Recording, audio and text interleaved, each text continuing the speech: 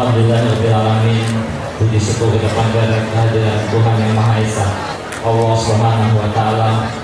Saya mengucapkan Muhammad serta karunia alhamdulillah pada sebuah hari yang bahagia ini. Allah masih memberikan nikmat iman serta nikmat kesehatan sehingga dapat berkumpul di tempat ini bersilaturahmi dalam rangkaian acara peresmian Masjid Sofia. Yang saya hormati, di sini hadir rekan-rekan anggota DPRD dari provinsi, baik pimpinan maupun anggota. Terima kasih banyak atas kehadirannya, dan terutama yang sangat saya cintai keluarga saya yang datang dari Bayu Lencir jauh-jauh.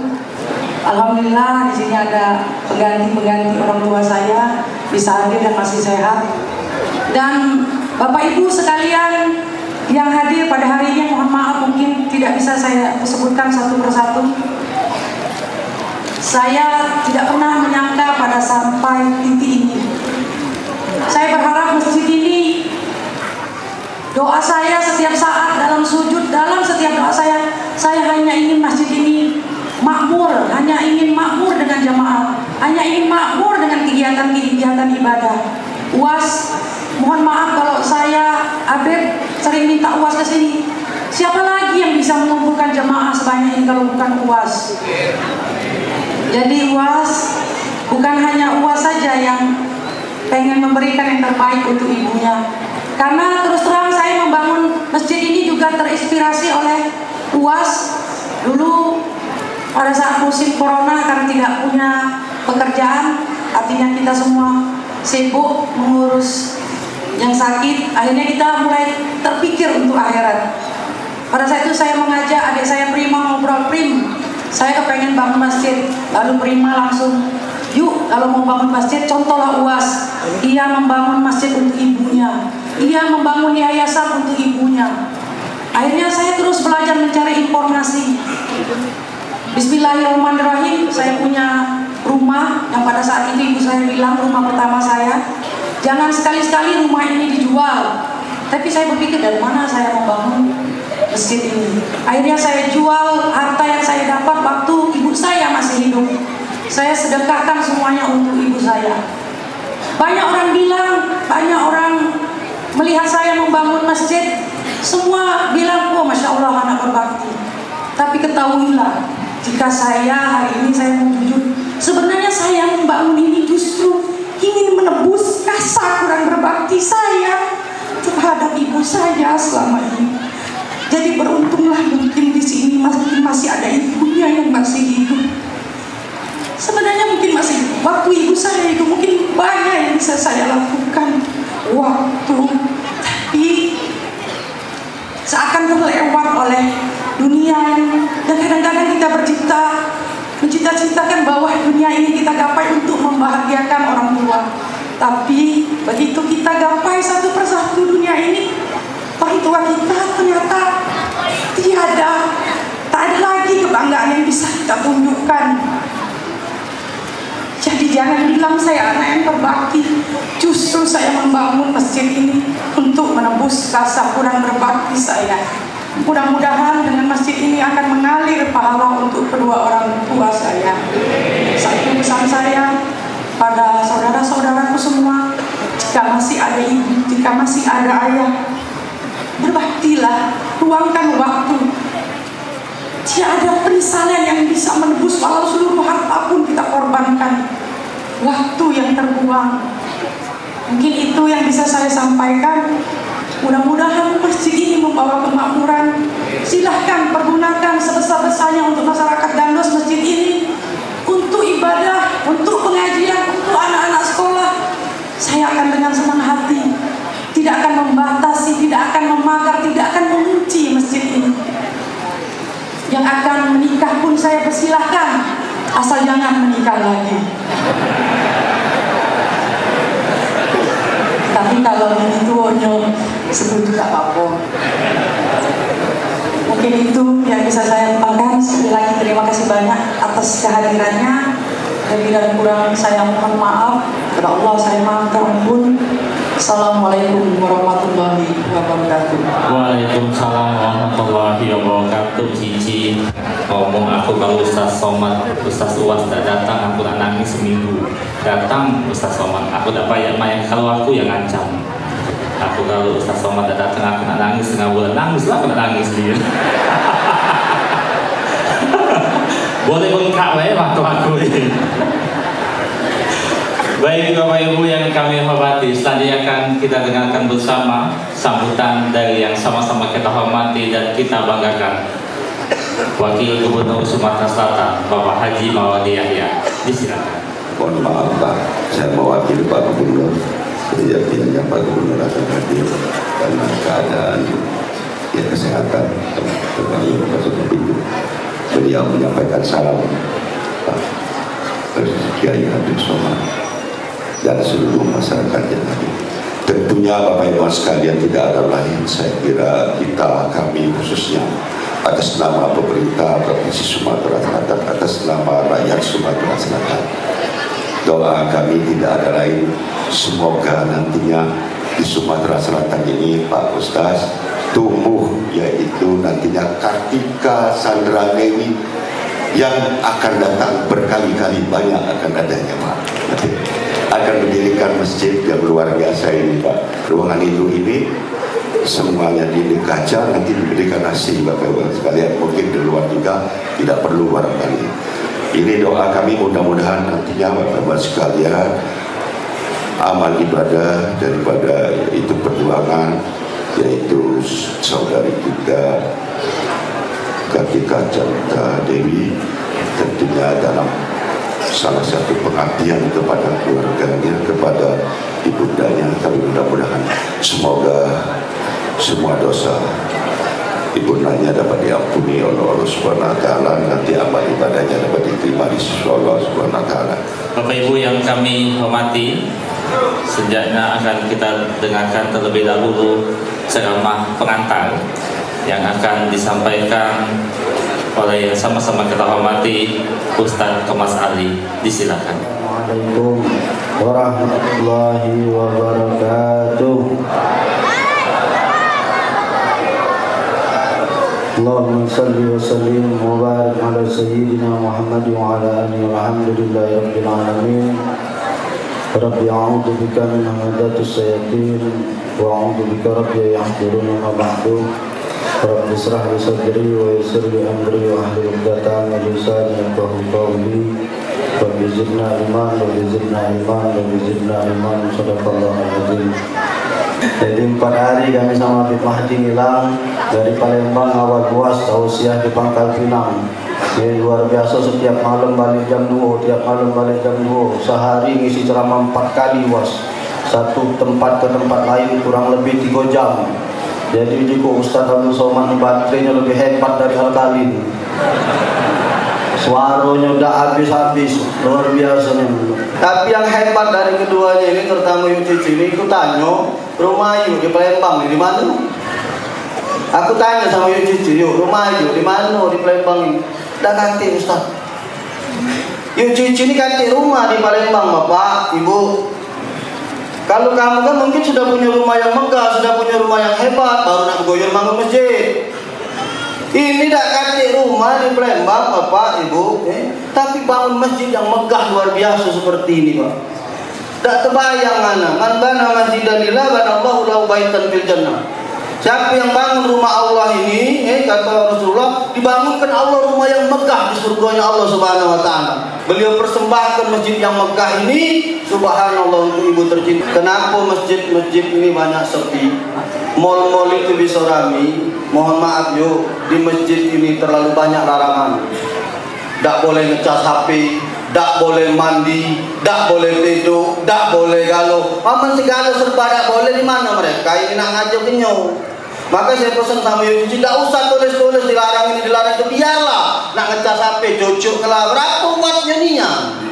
Wong nak mandi biarlah mandi, aman segala dilarang tak boleh. Ini rumah Allah kata Rasul, masjid ini rumah Allah. Kalau di rumah Allah lagi mereka tak boleh, nak di rumah siapa lagi? Mereka itu ngayu becak nyari rezeki. Dia sudah bawa sarung dengan bajunya disiapkan di becak itu.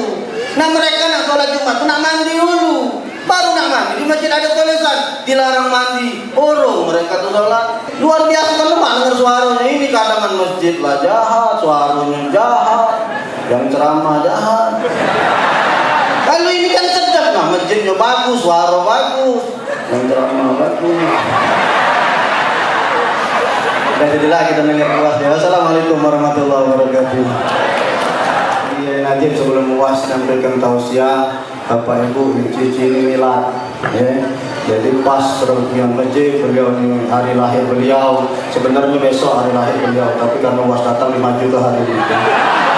Kami kali dia mengucapkan selamat milad buat Cici. Mabrur alfa mabrur alaika mabrur mabrur alfa mabrur alaika mabrur mabrur alfa mabrur ya yadika mabrur mabrur alfa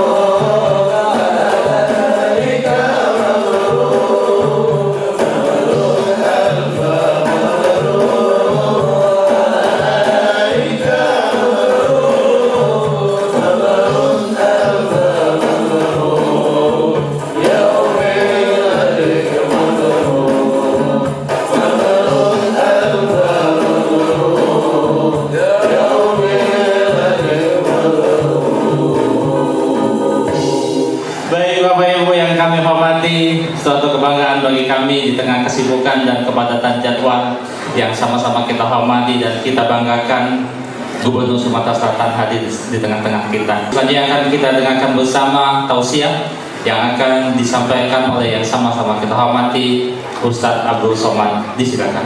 Anak raja menangkap balang, balang ditampat di tengah halaman. Dari bunyi sambutan salam macam belum sarapan. Mudah-mudahan semuanya sehat walafiat. Amin. Yang besar tadi bawa gelar, yang kecil tadi sebut nama, semuanya dimuliakan Allah Subhanahu wa taala. Tentu saja sahibul majlis yang berbahagia pada subuh yang penuh dengan berkah ini, Yuk Cici dan the king of money, raja duit, Pak Syahrial, semuanya mendapatkan rahmat dan barokah. Amin ya rabbal alamin. Kita Sumpah Pemuda pada tahun 1928. Cuman mau mengingatkan anak-anak muda ini saja. 1928 Sumpah Pemuda. 200 tahun sebelum itu 1738 maka berdirilah masjid yang didirikan oleh Sultan Mahmud Badaruddin. Jadi salah satu cara mudah mengingat tahun, itu cara saya, mengaitkan tahun itu dengan sesuatu. Jadi melempar satu batu kena dua burung. 1928. Mengaitkannya 1738. Tapi baru selesai pembangunannya pada tahun 1748. Masjid itu mampu menampung 1.200 orang. Berdirilah masjid itu sampai hari ini tegak berdiri menjadi amal jariah. Lebih sudah 300 tahun lamanya. Raja-raja meninggal menghadap Allah Subhanahu wa ta'ala menjadi santapan cacing tanah. Tapi mereka ingin kekal abadi, mengalir amal jariah sampai hari kiamat. Maka siapapun yang mau mendapatkan amal tak putus, yang rajin membaca Quran putus, yang rajin sholat duha tahajud putus, tapi amal tak putus adalah membangun masjid. Termasuklah Yu Cici dan seluruh keluarga ingin amalnya tak putus. Beliau pun membangun masjid. Mudah-mudahan kita sebelum mati sempat bangun masjid.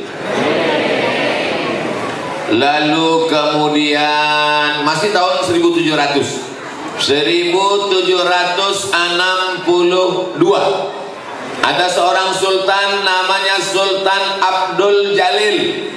Lalu kemudian tak selesai pembangunan itu dilanjutkan oleh anaknya namanya Sultan Muhammad Ali bin Sultan Abdul Jalil. Menelusuri tepi sungai Siak di Riau, mendirikan masjid. Itulah cikal bakal kota Pekanbaru. Jadi dari Palembang kita ke Pekanbaru, dua-duanya sama cirinya, masjid. Berikutnya 1771. 1771 ada seorang anak muda mau mendirikan sebuah kerajaan. Waktu itu dia panglima perang, maka diletuskanlah meriam. Kemana jatuh peluru ini nanti, disitulah akan dibangun. Maka diletuskanlah meriam, jatuh ke sebuah hutan di tepi sungai, dan di situ banyak hantu. Orang Melayu menyebut hantu itu Pontianak. Begitu jatuh, hantu disebut kota itu dengan kota Pontianak. Nama orang yang meletuskan itu namanya Sultan Abdurrahman bin Sultan Hussein. Lalu kemudian berdirilah sebuah masjid sampai hari ini tegak berdiri. Masjid itu dikenal dengan Masjid Kesultanan Al-Gadriyah. Beliau adalah salah satu zuriat Nabi Muhammad sallallahu alaihi wasallam. Ada istana, ada masjid, dua-duanya dapat Rabbana atina fid dunya hasanah wa fil akhirati hasanah wa qina adzabannar. Kemudian kita pun singgah pula ke ibu kota Sumatera Utara, namanya kota Medan.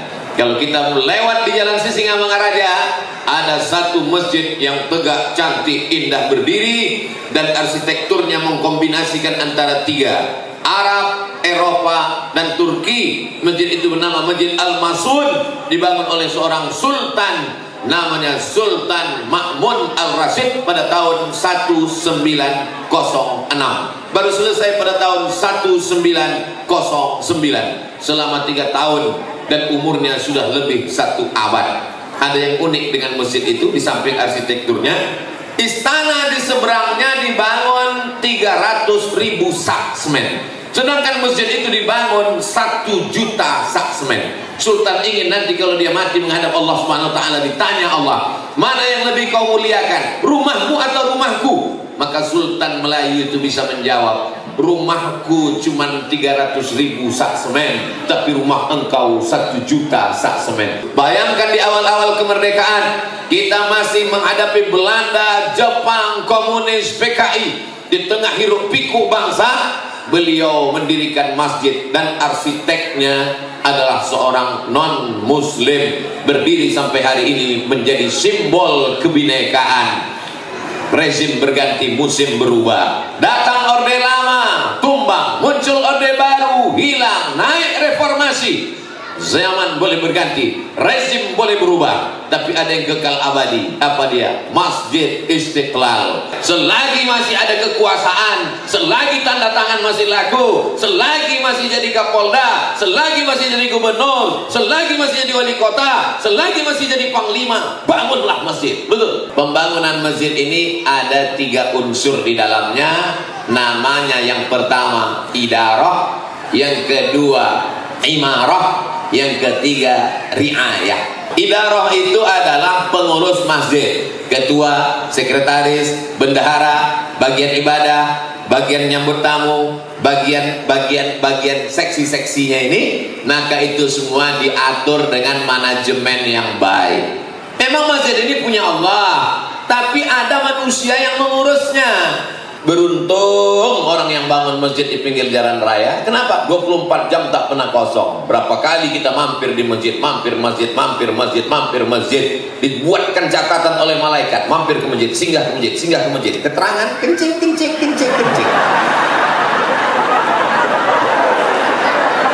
Apakah kalau kita bukakan satu toilet di belakang tak ada pahalanya?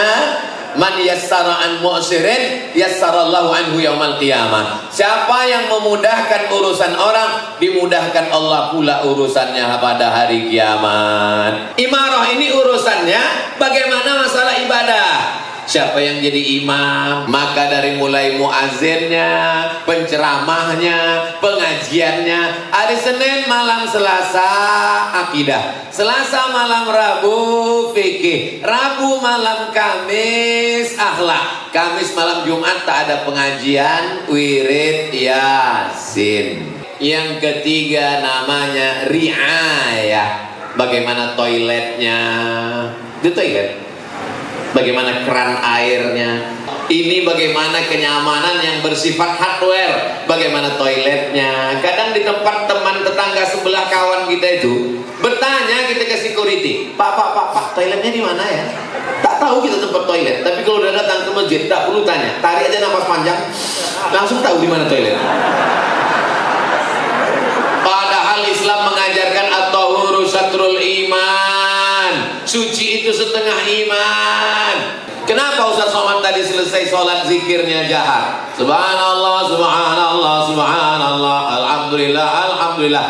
Karena dalam mazhab Syafi'i dianjurkan zikir itu jahar untuk mengajar makmum. Tapi kan kata mazhab Syafi'i kalau makmumnya sudah tahu tak perlu jahar lagi. Loh, makmum itu kan ada yang mu'alaf baru masuk Islam malam tadi. Tak ada, Ustaz, kami Islam semua. Memang Islam, tapi ada yang baru sembahyang malam tadi. Lalu taubat dia subuh nih. Ada anak-anak kecil yang tak tahu bacaan, balik dia ke rumah ditanya sama emaknya, siapa tadi yang imam? Ustaz Somad. Apa zikir sesudah sembahyang tadi nak? Tak tahu dia bacanya. Itu maka saya jaharkan. Lalu kemudian kalau memang di masjid itu selesai sholat tahlil la ilaha illallah, setelah itu doa bersama, maka doa bersama. Masjid tama'a qaumun, berkumpul orang, fayad'u ba'dhum, berdoa satu orang, wa yu'minuhum sa'iruhum, diaminkan yang lain, illa ajabahumullah, Allah mengabulkan doa mereka. Itu namanya sunnah qauliyah. Sunnah itu 3, bukan cuma perbuatan. Kalau tidak dibuat Nabi, saya tak mau. Sunnah itu 3, guys. Yang pertama namanya fi'liyah, perbuatan. Yang kedua namanya qauliyah, cakap. Yang ketiga namanya taqririyah, perbuatan sahabat yang disetujui Nabi. Kata Nabi, ad-da'i wal mu'ammin fil ajri sawa. Yang berdoa dengan yang mengaminkan pahalanya sama. Dalam Quran tafsir Ibnu Katsir dijelaskan, qad ujibat da'watukuma. Doa kalian berdua dikabulkan Allah. Yang berdoa tuh Nabi Musa. Nabi Harun tak berdoa, dia mengaminkan aja, amin. Tapi jangan imam karena diaminkan jamaah ramai kepedean. Pernah saya dalam satu acara, saya ceramah, imamnya tidak saya, dibantai imam tuh berdoa sampai setengah jam. Awal-awalnya jamaah tuh gini semua, lama-lama